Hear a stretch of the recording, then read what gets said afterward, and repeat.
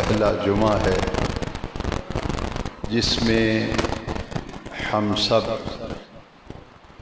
ادائیگی یہ جمعۃ المبارک کے لیے اللہ کے گھر میں حاضر ہیں۔ میری دعا ہے کہ رب ذوالجلال ہم سب کا یہاں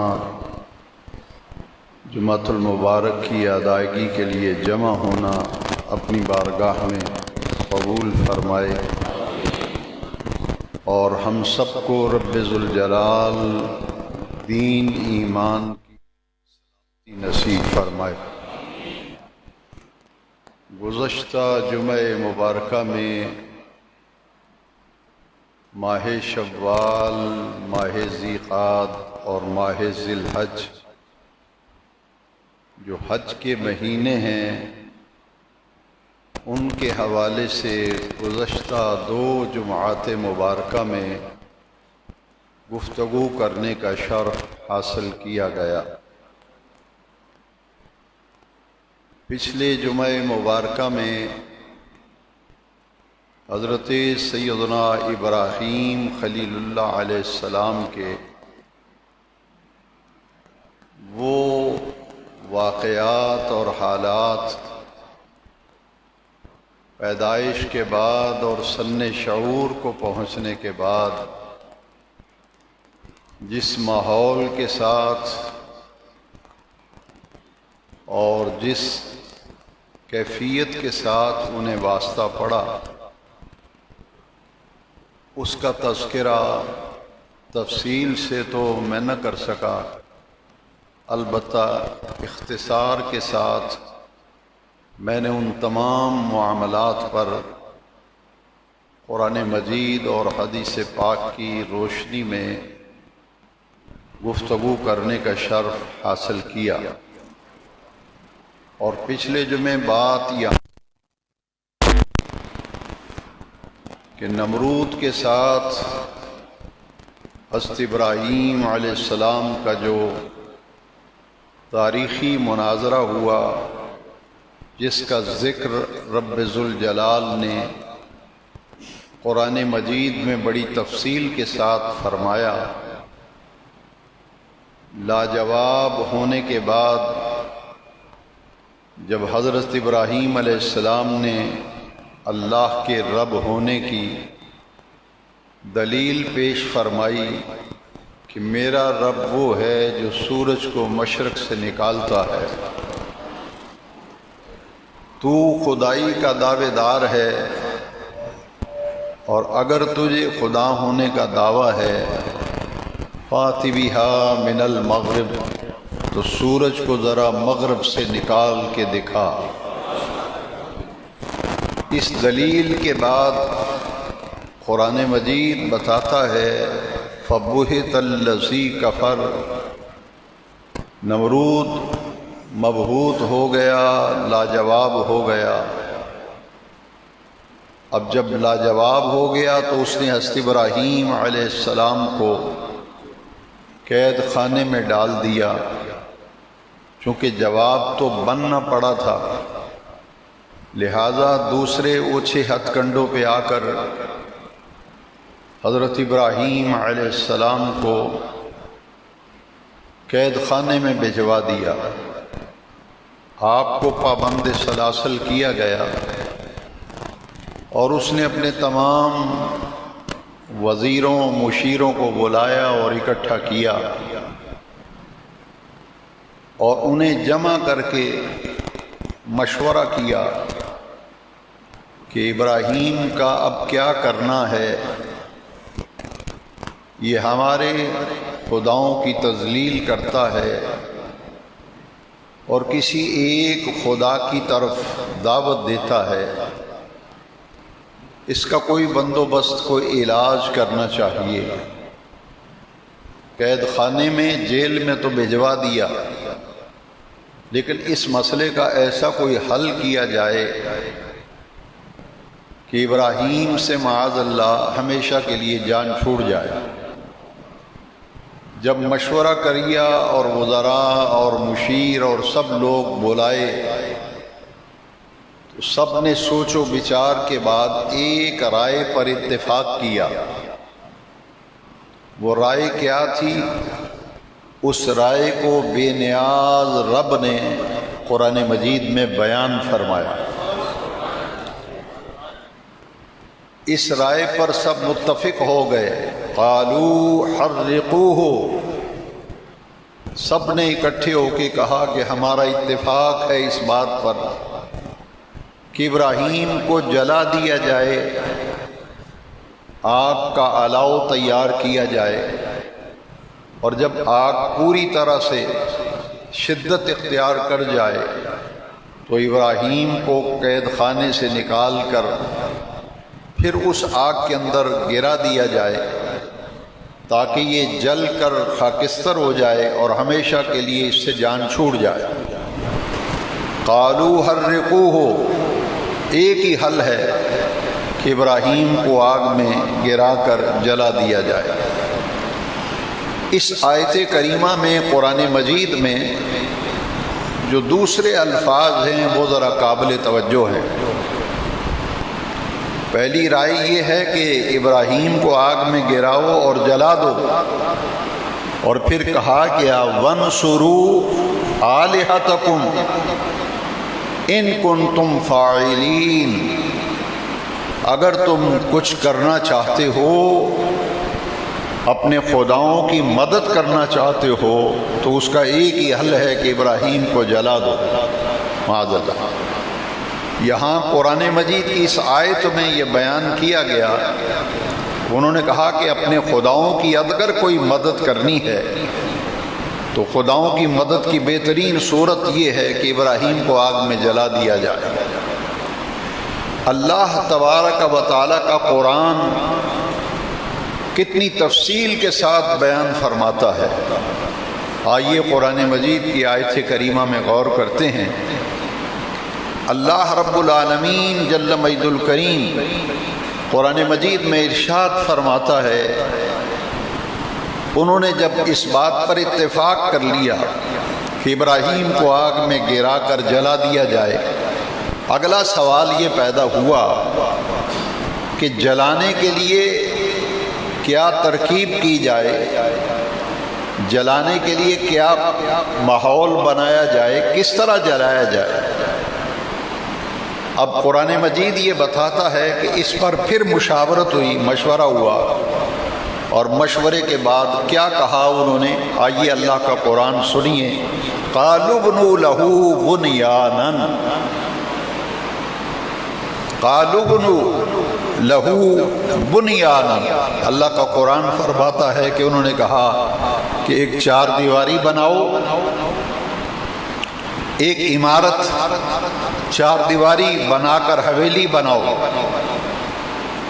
وَالْقُوهُ فِي الْجَحِيمِ، اور اس میں آگ جلاؤ، جب آگ تیار ہو جائے تو پھر ابراہیم کو اٹھا کر کے جیل سے قید خانے سے نکال کر آگ کے اندر پھینک دیا جائے، تو نتیجہ یہی ہوگا کہ وہ جل کر خاکستر ہو جائے گا۔ قالوا ابنوا لہ بنیانا فَالْقُوهُ فِي الْجَحِيمِ، جب آگ پورے جوبن پہ ہو تو پھر ابراہیم کو جیل خانے سے لے آؤ نکال کر، اور پھر آگ میں پھینک دو۔ اب انہوں نے کیا کیا، اس مشاورت کے بعد مفسرین کرام نے لکھا ہے کہ 30 گز لمبی اور 20 گز چوڑی ایک چار دیواری بنائی گئی، اس کی دیواروں کو کافی اونچا کیا گیا، اور پوری قوم نے حسب استعداد اس میں لکڑیاں پھینکی، ایندھن پھینکا، کوئی لکڑیوں کے گٹھے اٹھا کے لا رہا ہے، کوئی تیل اٹھا کے لا رہا ہے، یہاں تک کہ روایات میں آتا ہے کہ گھی کے کنستر بھی اٹھا کر گھی بھی اس کے اندر پھینکا گیا۔ جب ایندھن سے وہ چار دیواری بھر گئی اور اس کی دیواروں تک ایندھن آ گیا، تیل اور گھی اور نہ جانے کیا کیا چیزیں اس کے اندر پھینکی، جب دیا سلائی سے اس میں آگ لگائی گئی تو وہ آگ پھیلی اور اتنی تیزی سے آگ بڑھی۔ مفسرین کرام نے تفسیر عزیزی میں شاہ عبدالعزیز محدث دہلوی علیہ رحمہ نے لکھا کہ جب پرندہ ہوا کے اندر اڑتا ہوا چار دیواری کے قریب بھی آتا تھا تو دیکھتے ہی دیکھتے وہ خاک بن کر زمین پہ گر جاتا تھا۔ اتنی آگ تیز، پوری شدت، اور اس کے شعلے آسمان سے باتیں کر رہے ہیں۔ اتنی بڑی آگ کا الاؤ جو ہے وہ تیار کیا گیا۔ یہاں میں مختصر کرتا ہوں کہ حضرت ابراہیم علیہ السلام کو جیل خانے سے لایا گیا، اور انہوں نے اب سوچا کہ سب سے بڑا مسئلہ یہ ہے کہ آگ کے قریب جائے گا کون، اٹھا کر کس طرح پھینکا جائے گا۔ آپ نے تاریخ کی کتابوں میں پڑھا ہوگا کہ ایک آلہ منجنیق ہوا کرتا تھا۔ یہ مغل بادشاہوں کے دور میں جب قلعوں پر حملے ہوتے تھے تو ایک آلہ ہوتا تھا جس میں پتھر رکھ کے پھینکے جاتے تھے، اس آلے کو منجنیق کہتے تھے۔ وہ سوچنے لگے کہ آگ اتنی تیز ہے، بڑا مسئلہ ہے کہ ابراہیم کو اٹھائیں آگ میں پھینکیں، یہ کیسے ممکن ہے؟ جو جلانے کے لیے پھینکنے کے لیے جائیں گے وہ خود جل جائیں گے۔ تفسیروں میں آتا ہے کہ شیطان ابلیس ایک بوڑھے آدمی کی شکل میں آیا اور اس نے آ کر کے کہا کہ میں تمہیں ترکیب بتاتا ہوں کہ ابراہیم کو آگ میں کیسے پھینکا جائے۔ اس نے کہا کچھ مستری بلاؤ، لکڑی کا کام کرنے والے کاریگر بلاؤ، میں تمہیں بتاؤں گا کہ ایک مشین، ایک آلہ تیار کرنا ہے جسے منجنیق کہتے ہیں۔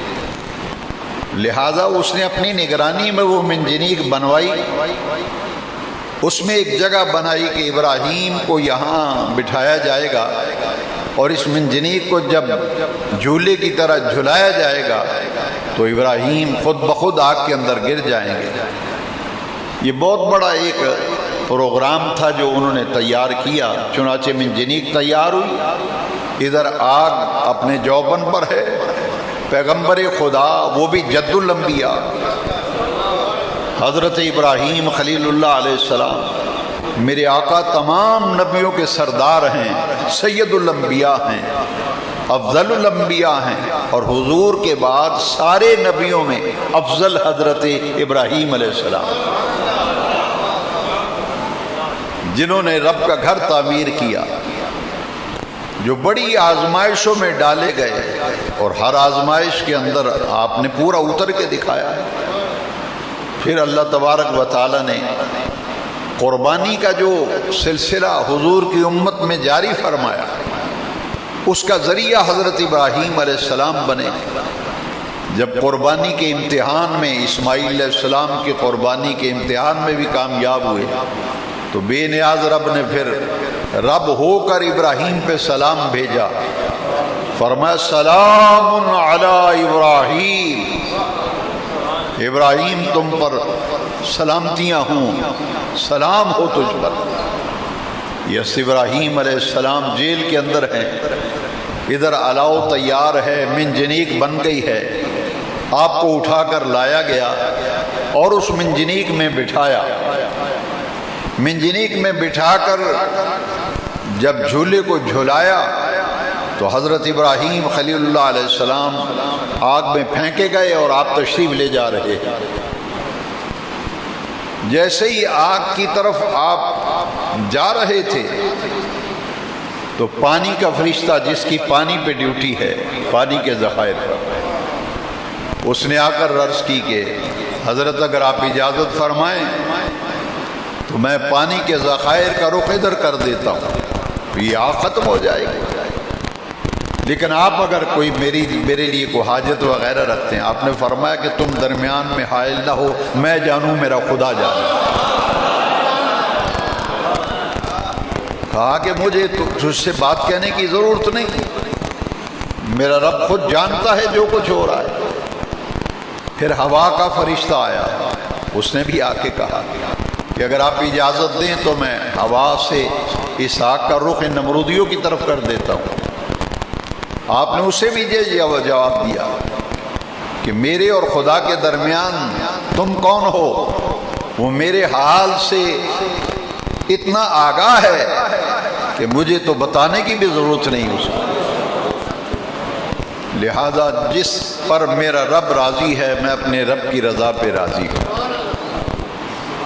اگر آگ میں پھینکے جانے پہ میرا رب راضی ہے تو پھر میں اپنے رب کی رضا پہ راضی ہوں، میں کوئی درخواست کوئی التجا نہیں پیش کروں گا۔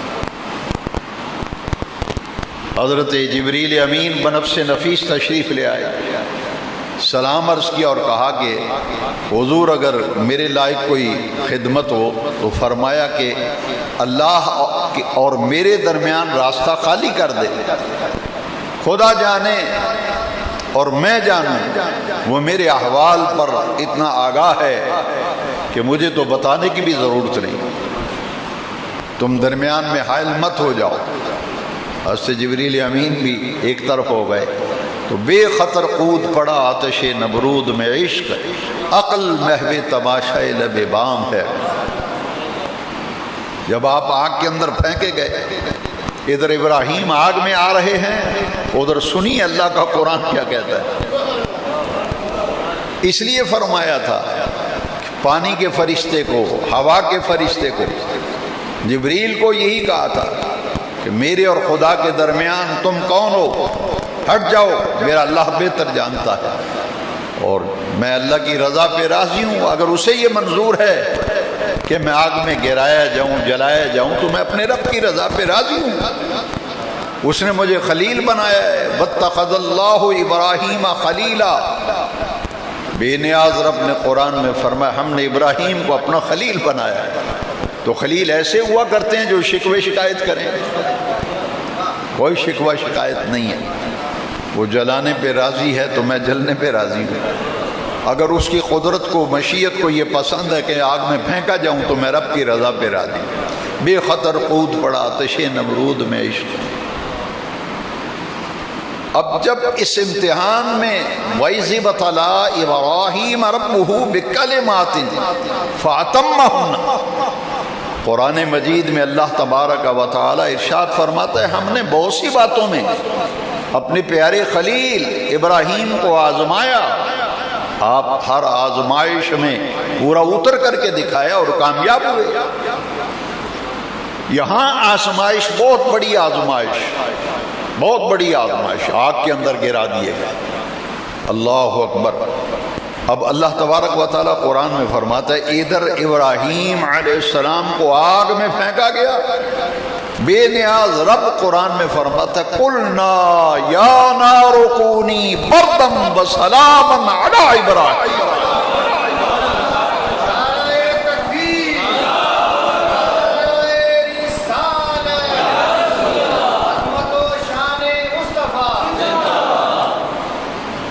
اس آیت کریمہ میں بڑا لطف ہے، بڑا کیف ہے، بڑا سرور ہے۔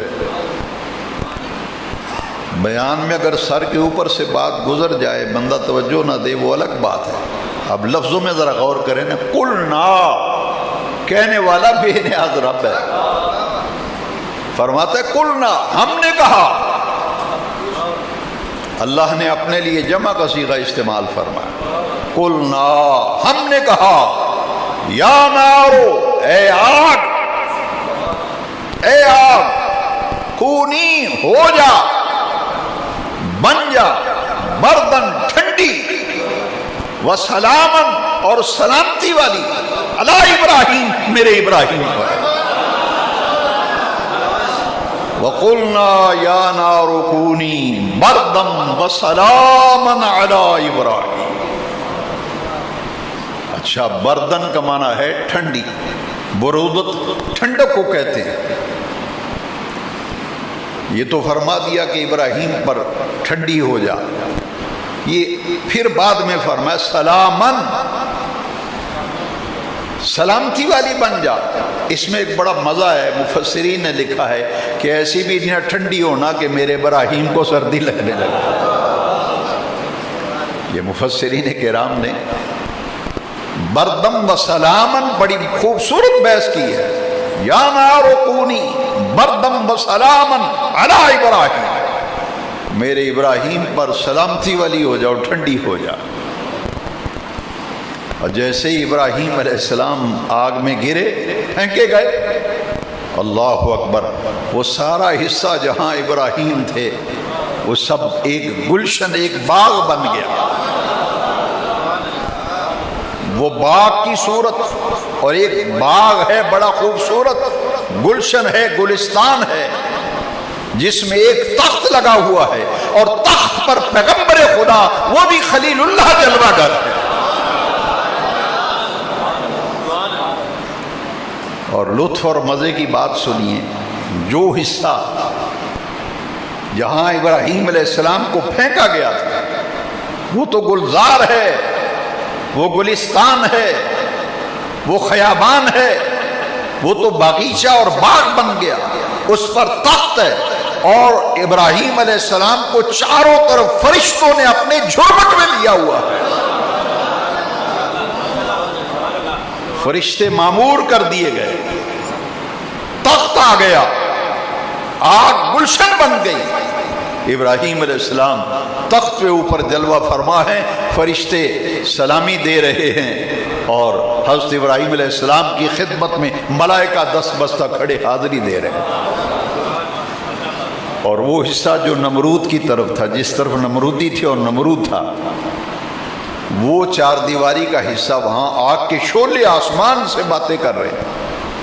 آگ کا الاؤ کسی کو قریب نہیں آنے دیتا.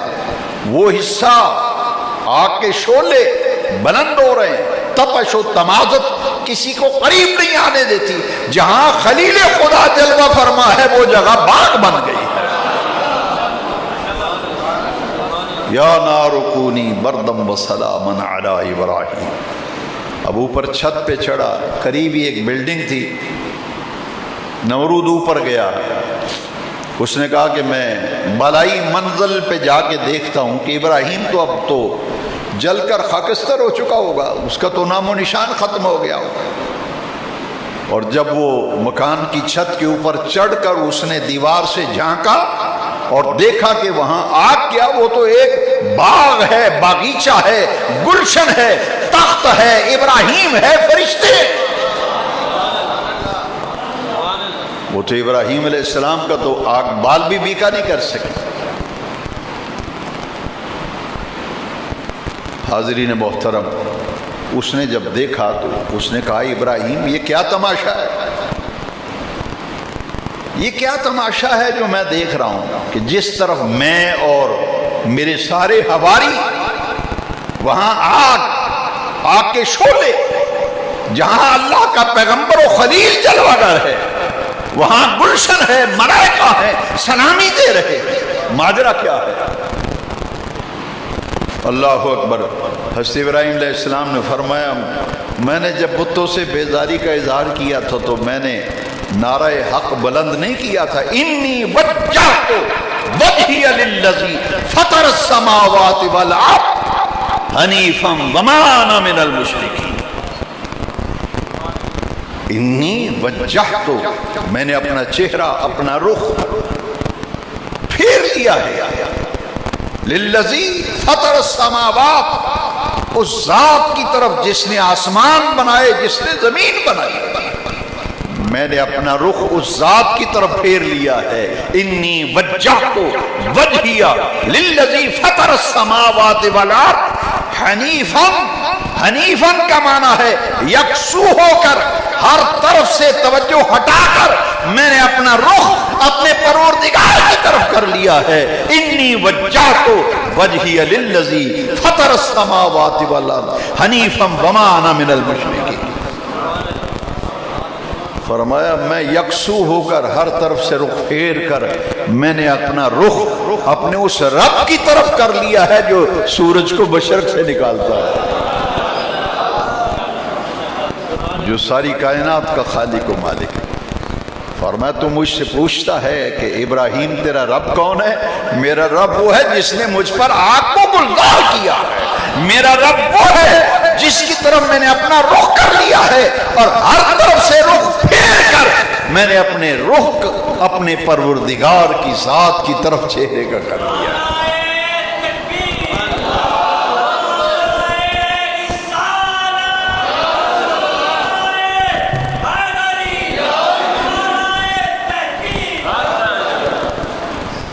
ابراہیم علیہ السلام دعا فرماتے ہیں، وہ دعا آج ہر نماز پڑھنے والا پڑھتا ہے۔ نمازیوں، یہ وہ دعا ہے جو پیغمبر خدا حضرت ابراہیم علیہ السلام نے فرمائی تھی، جو حضرت ابراہیم علیہ السلام کے والد کے متعلق پچھلے جمعے میں وضاحت کر چکا ہوں۔ ایک دلیل آج دے دیتا ہوں، جو مومن نہ ہو اس کے لیے بخشش کی دعا نہیں، جو مومن نہ ہو اس کے لیے بخشش کی دعا، مغفرت کی دعا صرف مومن کے لیے ہے، صاحب ایمان کے لیے۔ حضرت ابراہیم علیہ السلام تو اپنے والد کے لیے دعا مانگ رہے ہیں، اگر مومن نہ ہوتے تو کبھی ابراہیم دعا نہ کرتے، کیونکہ دعا تو ہوتی ہے مومن کے لیے۔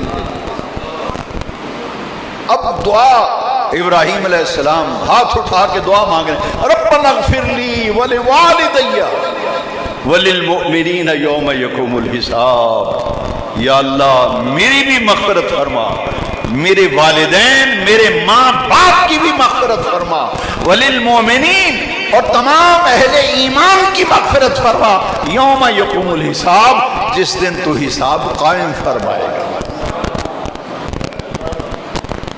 والدین حضرت ابراہیم علیہ السلام، ان کی بخشش کی دعا ابراہیم فرماتے ہیں علیہ السلام۔ اب نماز میں وہی دعا ہم پڑھتے ہیں، یہ قرآنی دعا ہے جو قرآن میں ہے، اور دعا مانگی تھی سیدنا ابراہیم خلیل اللہ علیہ السلام۔ اب کیا ہوا؟ جیل میں ڈالا گیا، آگ میں پھینکا گیا، ان کے قتل کے منصوبے بننے لگے۔ قرآن مجید کی تاریخ بتاتی ہے انبیاء کرام نے ہجرت کی، ہمارے نبی کریم علیہ السلام نے بھی ہجرت فرمائی، مکہ پاک سے مدینہ پاک۔ ہر نبی نے اس وقت ہجرت کی جب قوم نے ان کی دعوت کو جھٹلایا، ان کے دین کی دعوت پر توجہ نہ دی، تمسخر اڑایا اور الٹا قتل کے منصوبے بنائے۔ ہر نبی نے اس وقت ہجرت کی۔ اب حضرت ابراہیم علیہ السلام عراق میں پیدا ہوئے، عراق آپ کا آبائی علاقہ تھا، یہاں سے ہجرت کر گئے اور ہجرت کا حکم آ گیا۔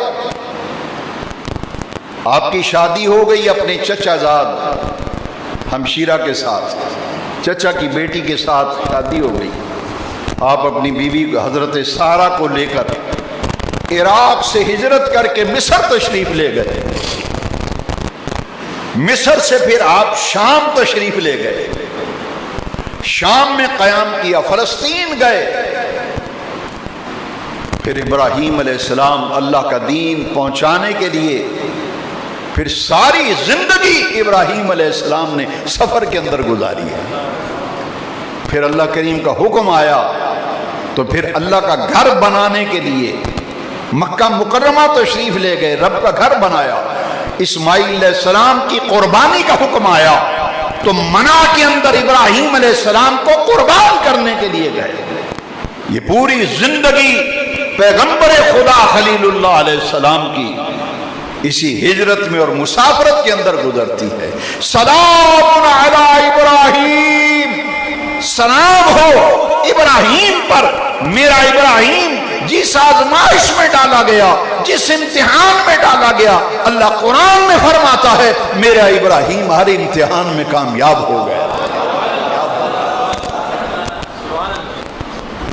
وہ حضرت سارہ سے اولاد نہ تھی۔ مصر کا بادشاہ بڑا ظالم تھا، اگر اس نے کارندے چھوڑے ہوئے تھے راستوں پر، اگر کسی کے ساتھ خوبصورت عورت ہوتی تھی اس کے جاسوس جا کے بتاتے تھے، اس کو اٹھا کر کے لے جاتے تھے محل میں۔ اگر عورت خوبصورت ہوتی تو اپنے پاس رکھ لیتا، ورنہ واپس بھیج دیتا۔ حضرت ابراہیم علیہ السلام حضرت سارہ کو لے کر مصر کی سرحد کے قریب سے گزر رہے تھے، مخبر نے جا کے بتایا کہ ایک آدمی ہے، ساتھ عورت ہے، بڑی خوبصورت عورت ہے۔ اس نے کارندے لے گئے۔ اب اللہ تعالیٰ کا پیغمبر جو ہے اس کی شان دیکھی۔ حضرت ابراہیم علیہ السلام جیسے ہی حضرت سارہ کو محل کے اندر لے جایا گیا، اللہ تبارک و تعالی نے ابراہیم خلیل اللہ علیہ السلام پر ایسے لطف و کرم فرمایا کہ تحت الثری سے لے کر عرش اولا تک سارے حجابات اٹھا کر پوری کائنات ابراہیم علیہ السلام کے سامنے رکھا۔ حضرت سارہ جب گئیں تو اس ظالم بادشاہ نے ناپاک ارادے سے دست درازی کی جب کوشش کی تو اس پر فالج کا حملہ ہو گیا، مفلوج ہو گیا، وہ خوف زدہ ہو گیا۔ اس نے کہا کہ مجھے بی بی ایک دفعہ معاف کر دو، میں دوبارہ تمہاری طرف ہاتھ نہیں اٹھاتا۔ آپ نے اللہ کریم سے دعا کی، بادشاہ ٹھیک ہو گیا۔ دوبارہ پھر اس نے یہی خباثت کرنے کا جب ارادہ کیا، پھر اس کا ہاتھ شل ہو گیا، مفلوج ہو گیا۔ 3 مرتبہ ایسا ہوا۔ تیسری مرتبہ جب مفلوج ہوا، اس نے کہا یہ تو اللہ کی کوئی نیک بندی مقرب ہے، یا کوئی جن ہے، یا کوئی عجیب مخلوق ہے کہ میں ناپاک ارادہ کرتا ہوں تو مفلوج ہو جاتا ہوں۔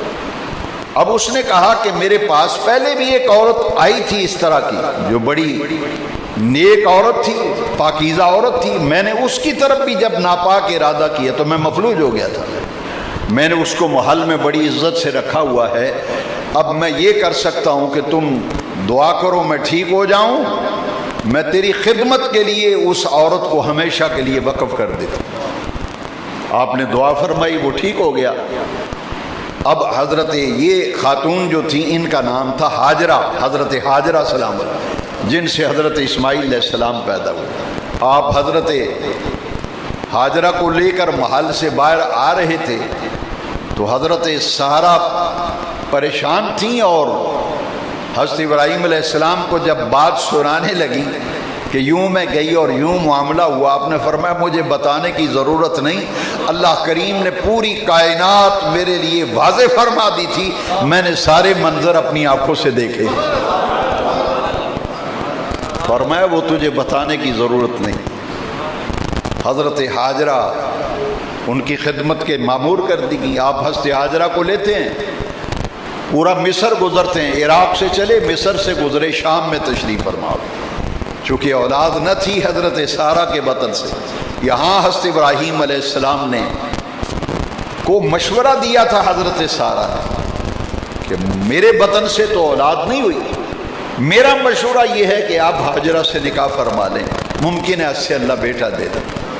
چنانچہ حضرت سارہ کی درخواست پر حضرت ہاجرہ سے ابراہیم علیہ السلام نے نکاح فرمایا، اور پھر حضرت ہاجرہ کے بطن سے اللہ تعالیٰ نے وہ پیغمبر بیٹا دیا جسے ذبیح اللہ ہونے کا اعزاز ملا تھا۔